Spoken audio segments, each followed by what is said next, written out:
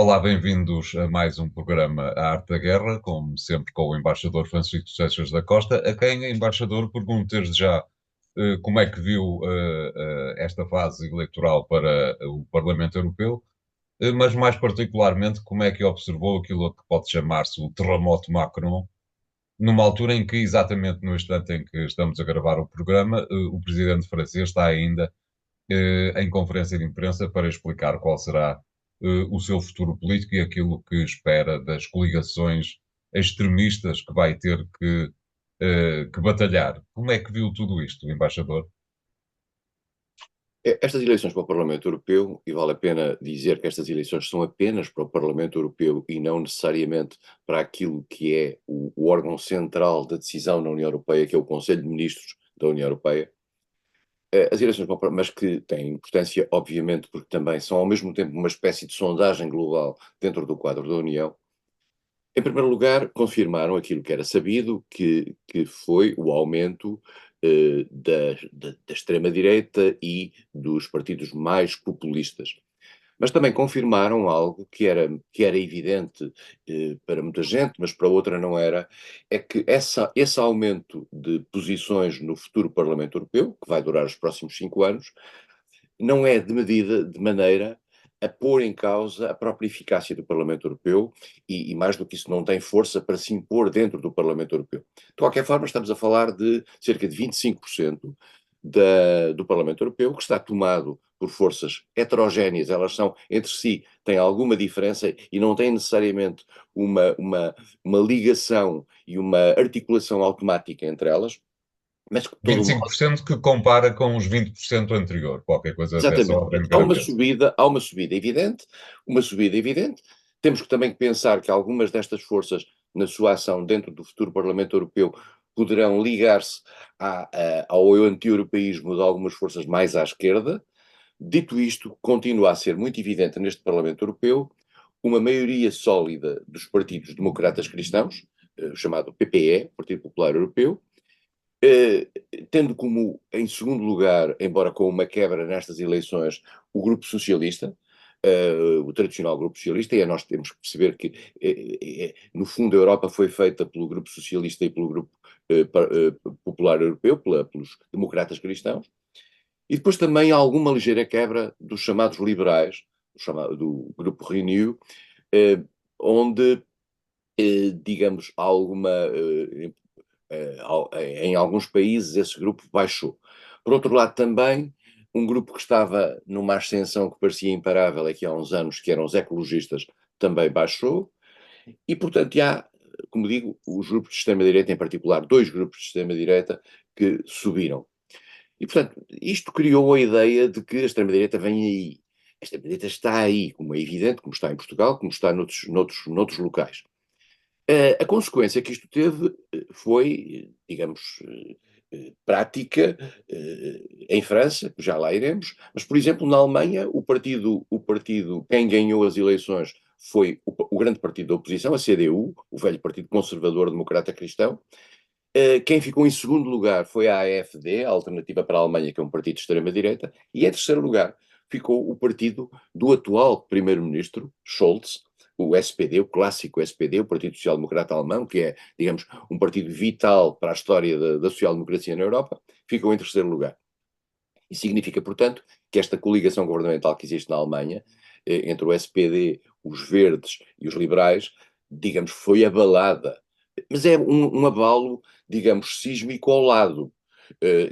No fundo, um puxar de tapete psicológico. De facto, tendo ido a votos noutro contexto, perderam esses votos e perderam a sua posição.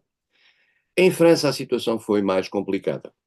Mas também não foi nada, eu diria, se calhar foi surpreendente no resultado, mas se pensarmos bem, Emmanuel Macron, desde há 2 anos, que vive dentro num parlamento em que tem uma minoria e em que tem um parlamento caótico, eh, em que os seus aliados à direita são muito poucos, o chamado Les Républicains, já lá iremos, que é o partido gaullista tradicional, mas à esquerda tem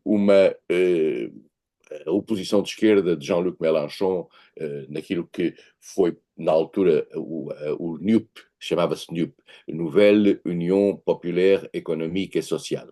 Esse NUP foi uma espécie de frente criada para as eleições de 22, depois partiu-se e agora aparentemente volta a unir-se para as próximas eleições. O que é que aconteceu? Macron decidiu dissolver o Parlamento. E é preciso percebermos uma coisa: Macron tinha que dissolver este Parlamento mais cedo ou mais tarde. E isso é que é uma coisa que não tem sido falada. Macron estava numa situação absolutamente impossível. Ia ter de grandes dificuldades no outono de fazer passar o orçamento. E, portanto, quis aproveitar esta onda de choque da subida da extrema-direita. E a extrema-direita, nestas eleições, teve 31, tal por cento e teve o dobro daquilo que foram os votos no seu próprio partido. E mais do que isso, ficou acima dos socialistas e ficou acima da direita tradicional, direita gaullista tradicional, que ficou com 9, qualquer coisa por cento. E, portanto, Macron quis fazer um choque.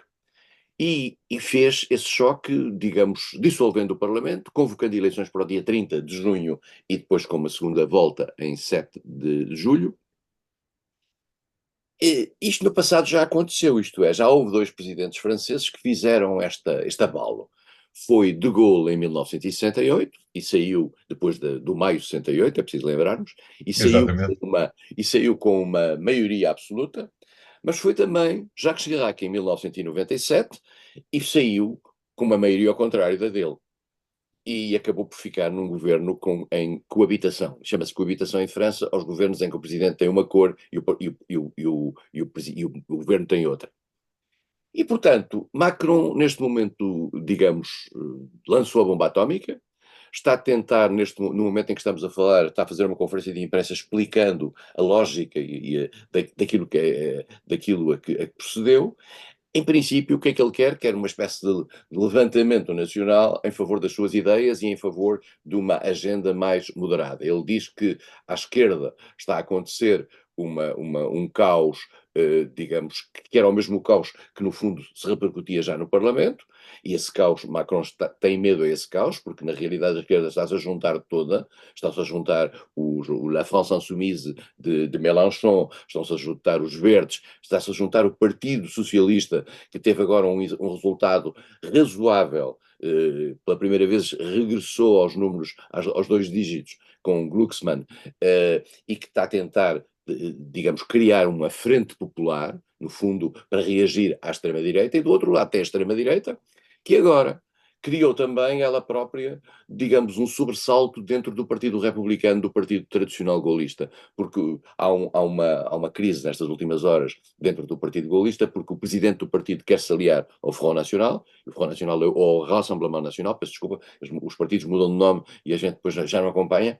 O Rassemblement National é dirigido por Marine Le Pen, ao longe, mas é dirigido diretamente por Jordan Bardella, que é um jovem de 28 anos, que claramente, se o Front National tiver uma maioria, será o próximo presidente de França, o próximo primeiro-ministro de França.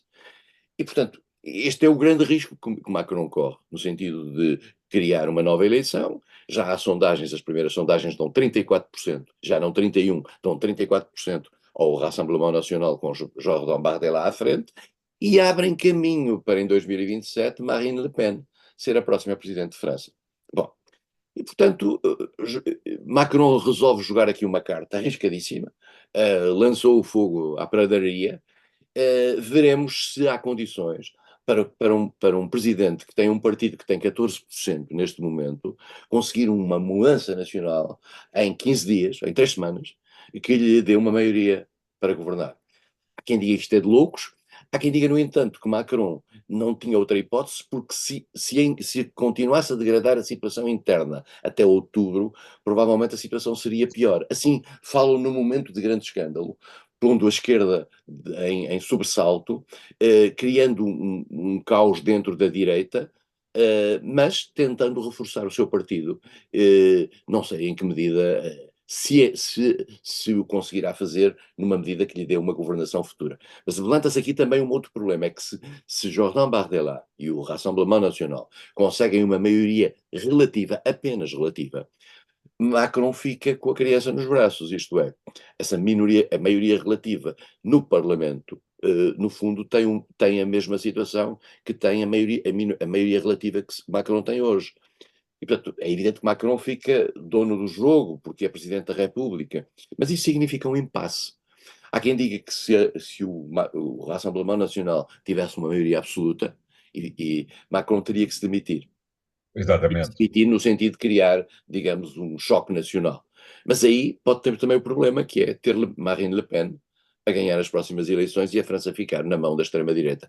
E eu só, mais uma palavra, se a França ficar na mão da extrema-direita, a Europa que nós conhecemos agora será outra. Muito bem, é evidentemente um tema que teremos que continuar a acompanhar nos próximos programas, a arte da guerra. De qualquer modo, chegou o tempo de fazer o primeiro intervalo do programa de hoje. Voltaremos já de seguida com o segundo tema. Até lá.